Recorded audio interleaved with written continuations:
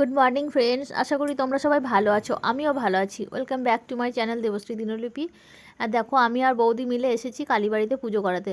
তো পৌষ মাসে তো পৌষ কালী পুজো করাতে হয় আর দর্শনও করতে হয়, তাই পুজোটা করিয়ে নিলাম। তারপরে তোমাদের সাথে ভিডিওটা শেয়ার করছি।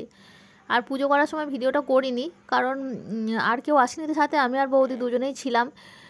তো এখন দেখো, পুজো করে আমরা মন্দিরটা একটু পরিক্রমণ করছি, কারণ বৌদি তো এগুলো সবগুলো দেখেনি, তাই ঘুরিয়ে ঘুরিয়ে একটু দেখিয়ে নিচ্ছি। তো সমস্ত শিবের মন্দিরগুলো দেখিয়ে দিচ্ছি, আর ওখানে ভাঙা গাছটাও তোমাদের সাথে দেখিয়ে দিলাম। আর দেখো, আমি বৌদিকে বলছিলাম যে শিবরাত্রির সময় এই সমস্ত শিবের পুজো হয়, আর আমরা এখানে জল ঢালতে আসি, এই সমস্ত কিছুই বলছিলাম। তো সবটাই ঘুরিয়ে ঘুরিয়ে দেখাচ্ছিলাম। আর এখানে যে শিবের মূর্তিটা আছে সেটাও বৌদিকে একটু দেখিয়ে দিলাম। তো সব কিছু দেখে ঘুরে তারপরে আমরা, মানে পুজোটা আগেই যেহেতু দেওয়া কমপ্লিট হয়ে গেছিলো, তো বেরিয়ে যাব এখান থেকে। আর দেখো, এখানে যে এই আশ্রমটা আছে সেটাও দেখালাম একটু। তো আমরা দুজনে মিলেই কথাবার্তা বলছিলাম সমস্ত কিছু আর কি। আর এইদিকেও দেখো, এই মন্দিরগুলো সংস্কার হয়নি অনেক দিন বলে দেয়ালগুলো একটু চটা ছাড়া ছাড়া হয়ে গেছে। এগুলো প্রত্যেকটাই হলো শিবের মন্দির। তো দেখো, দেখিয়ে ঘুরিয়ে তারপরে চলে এলাম এখানে নবগ্রহের যে মন্দিরটা আছে সেখানে।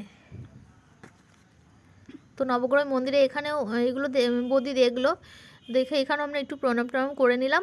তারপরে বজরংবলীর ওখানেও একটু প্রণাম করলাম। আর ওই সাইডে দেখো বজরংবলী মন্দির আছে, তো ওখানেও একটু প্রণাম করে নিলাম। তারপরে বেরিয়ে যাব, একটু মেলা টেলা দেখে বাড়ি ফিরে যাব। মেলা বলতে কি বিশেষ কিছু আর দেখিনি, ওই অল্প কিছু দোকানপাট বসেছিল, তখন সমস্ত দোকানগুলো খোলাও ছিল না, অল্প কিছু দোকান খোলা ছিল, তো সেগুলোই দেখে নিয়েছি। আর এই যে এই দেখো, আমি নিজেকে একটু ক্যামেরার মধ্যে ক্যাচ করলাম, কারণ প্রত্যেক জায়গাতে ভিডিও করতে গিয়ে আমি নিজেই মিস হয়ে যাই।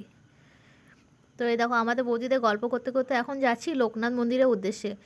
বৌদিকে বললাম চলো তোমাকে একটু লোকনাথ মন্দিরটা দেখিয়ে নিয়ে আসি। আর দুপাশাটি দেখেছো কেমন ডালার দোকান বসেছে।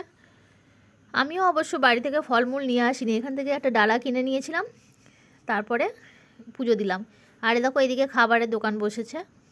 আমরা অবশ্য কিছু কেনাকাটা করিনি খাবারের দোকানে, যেহেতু বাড়ি গিয়ে রান্নাবান্না করে এসেছিলাম, বাড়ি গিয়ে ভাত খাবারের ব্যাপার ছিল, তাই বৌদি বললো আর কিছু খেতে হবে না এখানে, চলো বাড়ি যাই, একদম ভাত খাবো। এ দেখো, এটা লোকনাথ বাবার মন্দিরের সামনেটা, তো তোমার সাথে সেটাই শেয়ার করছি। অনেকটা এরিয়া জুড়ে এই মন্দিরটা আছে। চলো ভিতরে যাই, বাইরে জুতো টুতো ছেড়ে ভিতরে যাই। এইখানে লোকনাথ বাবার বিভিন্ন রকমের, মানে কি বলবো, লীলা এখানে ছবির মাধ্যমে ফুটিয়ে তোলা হয়েছে। ঢুকতে এই যে নন্দী মহারাজের একটা স্ট্যাচুই বলতে পারো আছে এখানে। আর বেশ সুন্দর এই মন্দিরটা না, ভীষণ সুন্দর। এখানে বিয়ে বইতে অন্নপ্রাশন বিভিন্ন রকমের অনুষ্ঠানগুলোও হয়।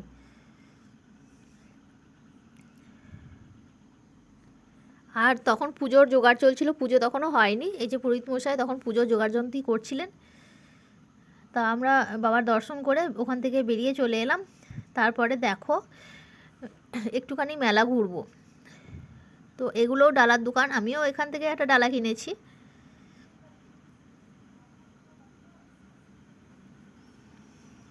দেখো, সমস্ত দোকানগুলো খোলেই নি, দোকানগুলো বন্ধই হয়ে আছে। বিকেলের দিকে হয়তো খোলে, আর যে কটা খোলা ছিল সব 40 টাকার দোকান।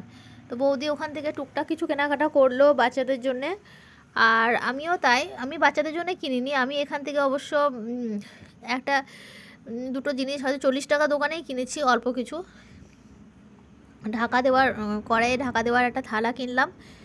এই টুকটাকই কেনাকাটা, মানে মেলাতে গেলে আমি তো সংসারের জিনিস ছাড়া কিছু দেখতেই পাই না।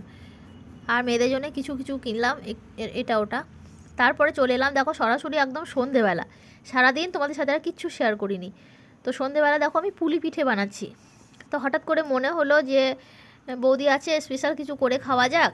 তো পুলি পিঠেটাই বানাতে আরম্ভ করলাম।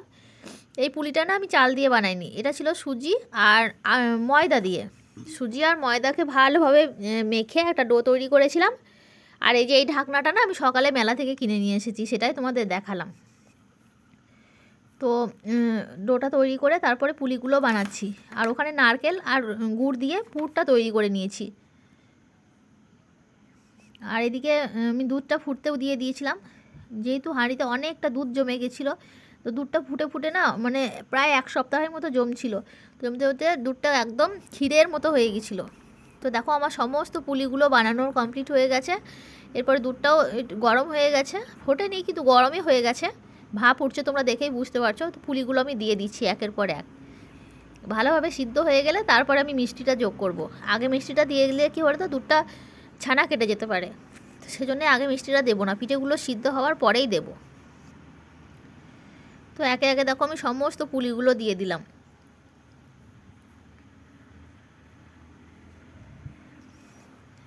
আর খুব ছোট ছোট করে বানিয়েছিলাম তো, আর ভীষণ টেস্টি হয়েছিল খেতে। যেহেতু আমি ভয়েস ওভারটা পরে দিচ্ছি তাই বলতে পারছি, এটা ভীষণ টেস্টি হয়েছিল, খুব সুন্দর হয়েছিল খেতে। তো পরে অবশ্য আমাকে হাঁড়ি থেকে পাত্রটা বদল করে কড়াইয়েই দিতে হলো, কারণ এটা মাই বলল যে কথাতেই বলে না বয়স্ক মানুষের বুদ্ধি সর্বদা বেশি হয় অল্প বয়সীদের থেকে। তো মা বলল যে তুমি ওটা হাঁড়িতে দিও না, তাহলে দুধটা তোমার ঘনই হবে না কখনোই, তুমি কড়াইয়ে দাও, তাড়াতাড়ি দেখো ঘন হয়ে যাবে। তো মায়ের কথা মতো আমি এটা কড়াইয়ে দিলাম। তো দেখছি হ্যাঁ সত্যি তো দুধটা খুব তাড়াতাড়ি ঘন হয়ে যাচ্ছে। তো দেখো কিছুক্ষণের মধ্যে আমার এটা এইরকম কালার এসে গেছে, আর কালারটা কি সুন্দর এসেছে তাই না, খুব সুন্দর। তো আমি এতে চিনির সাথে সাথে না অল্প পরিমাণে গুড় অ্যাড করেছিলাম এর সুন্দর কালার আসবে বলে, ক্ষীরের মতো কালারটা এসেছে। আর খেতে একদম মানে দারুণ, জাস্ট দারুণ হয়েছিল। নিজে রান্না করেছি, নিজেই প্রশংসা করছি। না গো, সবাই বলছিল, বাড়ির সবাই খেয়ে বলেছে খুব সুন্দর হয়েছে, আর ভীষণ নরম হয়েছিল পিঠেগুলো। তো তারপরে দেখো আবার রুটি হবে বলে বৌদি দেখো আমাকে বললো যে দাও আমি চটপট করে বেলে দিই, তুমি করে নাও। তো একদিকে বৌদি রুটিগুলো বেলছে, আমি একদিকে পুলি বসিয়েছি আর একদিকে তাওয়া বসিয়েছি রুটিটা বানাবো বলে। তো পুলিটাও আমার হয়ে গেছে, খুব সুন্দরই হয়েছে, মানে রং রূপ দুটোতেই সুন্দর হয়েছে এবং গুণ। তো তারপরে বন্ধুরা এটা হলো তার পরের দিনের ভিডিও। একটা পার্সেল এসেছিল, তো পার্সেলগুলো তোমাদের সাথে শেয়ার করব বলে তোমাদের সাথেই খুলতে আরম্ভ করলাম। তো চলো দেখা যাক এর মধ্যে কি আছে। তো খুলতে পারছিলাম না বলে ছুরি আনতে গেছিলাম, তো ছুরি দিয়ে কেটে তারপরে খুললাম। একটা নেকলেসের সেট অর্ডার করা আছে, তো চলো দেখি ওটা কেমন এসেছে। আমার তো বেশ সুন্দর লেগেছে, বেশ সুন্দর এসেছে। আসলে এই অর্ডারটা করেছিল আমার বড় যা, আমার মারফতেই করেছিল। তো আমার তো বেশ সুন্দর লেগেছে, দারুণ, খুব সুন্দর এসেছে। দেখো তোমাদের সাথে শেয়ার করছি। এরকম সেট আমিও আগে একটা অর্ডার করেছিলাম, আমারটাও সুন্দর এসেছে, ওরটাও সুন্দর এসেছে। তো বন্ধুরা ভিডিওটা যদি ভালো লাগে লাইক কমেন্ট শেয়ার করে দিও। নতুন বন্ধু যদি কেউ দেখছো তো চ্যানেলটা সাবস্ক্রাইব করে পাশে থাকা বেল নোটিফিকেশানটা অল করে আমার পাশে থেকো। আর পুরনো বন্ধুদের জানাই অসংখ্য ধন্যবাদ, এতক্ষণ আমার এই ভিডিওটা দেখার জন্য তোমাদেরকে অসংখ্য ধন্যবাদ জানাচ্ছি। আর এটা হলো আমার জায়ের একটা নেকলেস, মানে দুটোই একসাথে এসেছে, যেহেতু একটা বড় জায়ের একটা ছোটো জায়ের, দুজনের দুটো, আমার একটাও নয়। তো ওদের জন্য আমি অর্ডার করে দিয়েছিলাম। তো দুটোই একদম দারুণ এসেছে, কি বলবো, জাস্ট অসাধারণ। দেখো এটা তো আমার বেশি সুন্দর লেগেছে, খুব সুন্দর।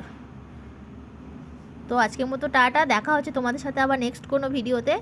ততক্ষণের জন্য সবাই ভালো থেকো, সুস্থ থেকো, আনন্দে থেকো।